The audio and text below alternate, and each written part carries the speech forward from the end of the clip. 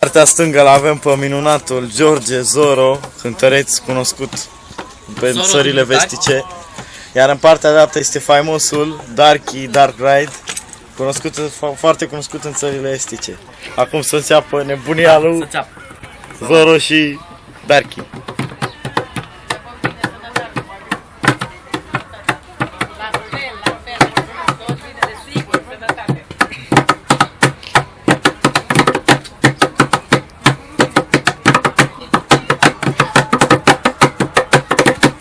Sună bine, tot așa, hai băieții!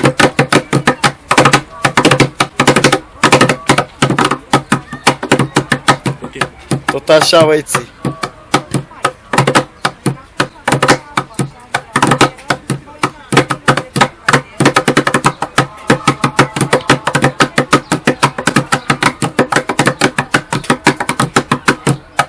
Mi-a dus viața la furită, rachita-chitarara, rachita-chitarara.